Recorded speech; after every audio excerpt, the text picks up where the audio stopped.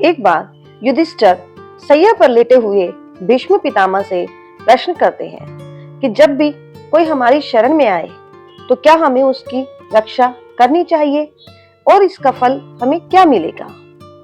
तब भीष्म पितामह है वो उनको कहते हैं कि मैं तुम्हारे इस प्रश्न का निवारण तुम्हें एक कहानी सुनाकर करता हूँ। वो उन्हें एक कहानी सुनाते हैं। वो कहते हैं कि एक बार आकाश में एक पक्षी कबूतर है वो उड़ रहा था। अचानक से उसके पीछे बाज लग जाता है।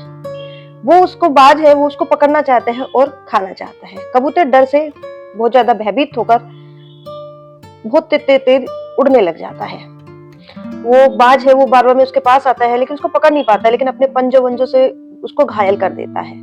वो आकाश में दूर उड़ते उड़ते नीचे गिरता है और राजा शिवी की गोद में जाकर गिर जाता है। राजा शिवी जब उस कबूतर को देखते हैं घायल होया हुआ है तो वो देखते हैं कि वो बहुत ज्यादा कबूतर है वो भयभीत है, डरा हुआ है। तो वो राजा शिवी उसको कहते हैं कि तुम्हें अब डरने की जरूरत नहीं है, तुम मेरी शरण में आए हो, मैं तुम्हारी रक्षा करूंगा। तुम्हारी रक्षा करने के लिए चाहे मुझे अपना जीवन ही क्यों ना न्यौछावर करना पड़े, लेकिन मैं तुम्हारी रक्षा जरूर करूंगा, इसलिए तुम अब निर्भय हो जाओ। कबूतर है वो थोड़ा निर्भय हो जाता है। तभी उसका पीछा करते करते बाज आ जाता है। बाज आता है तो वो देखता है कि राजा ने उसे अपनी गोद में उठा रखा है। तो वो कहता है कि हे राजन, आप इस कबूतर को मुझे दे दीजिए, मैं इसे खाकर अपनी भूख मिटाऊंगा, ये मेरा आहार है, मैं बहुत देर से इसको पकड़ने के लिए प्रयास कर रहा हूँ। वो बाज कहता है कि आपको मनुष्य की रक्षा करने के लिए राजा बनाया गया है, आपका भूखे पशु पक्षी पर किसी प्रकार का कोई अधिकार नहीं है, इसलिए आप इसको छोड़ दीजिए ताकि मैं इसको खाकर अपनी भूख मिटा सकूं।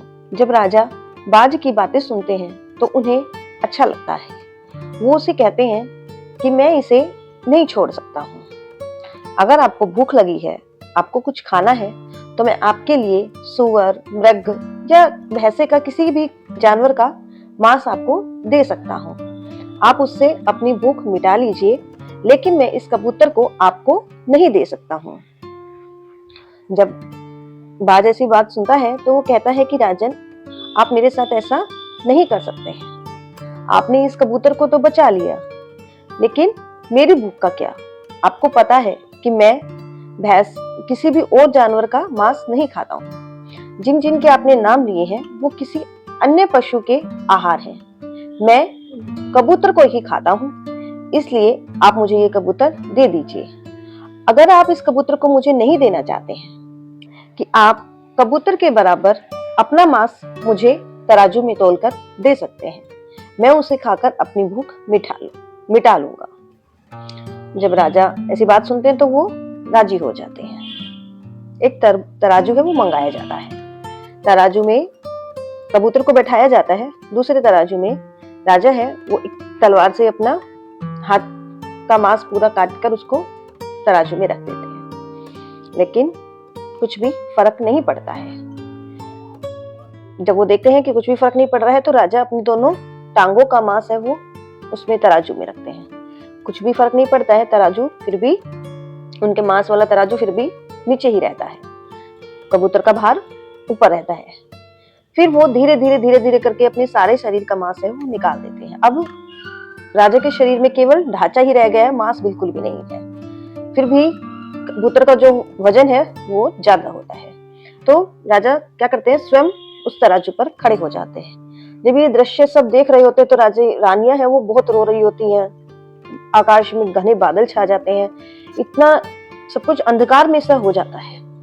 सब राजा की वाह वाह करने लगते हैं कि इन्होंने अपने शरणागत की रक्षा के लिए बहुत कुछ कर दिया है, अपने जीवन भी न्यौछावर कर दिया है। जब इंद्र है ऐसा सब कुछ देखते हैं तो वो नीचे आते हैं, वो अमृत की छींटे मारकर उनकर राजा पर उनको पूरे जीवन दान देते हैं और उस राजा को विमान में बैठाकर ले जाया जाता है। तब भीष्म पितामह कहते हैं कि जैसे राजा शिवी ने अपनी शरणागत में आए हुए उस कबूतर की रक्षा की, वैसे ही हमें भी अपनी शरण में आए हुए हर मनुष्य, हर पक्षी की रक्षा करनी चाहिए। इससे हमें उत्तम लाभ की प्राप्ति होगी। वे कहते हैं कि शरणागत में आए हुए मनुष्य की हमें रक्षा करनी चाहिए, ये हमारा कर्तव्य भी है। तो फ्रेंड्स, ये थी मेरी छोटी सी कहानी, जिससे हमें भी यह सीख मिलती है कि हमें मनुष्य के साथ अच्छे से रहना चाहिए, पशु पक्षियों को कभी भी सताना नहीं चाहिए, हमें उनकी रक्षा करनी चाहिए। अगर आपको भी वीडियो अच्छी लगी है तो प्लीज इसे लाइक कीजिए, शेयर कीजिए, और अगर अभी तक चैनल को सब्सक्राइब नहीं किया है तो चैनल को सब्सक्राइब कीजिए। हर हर महादेव।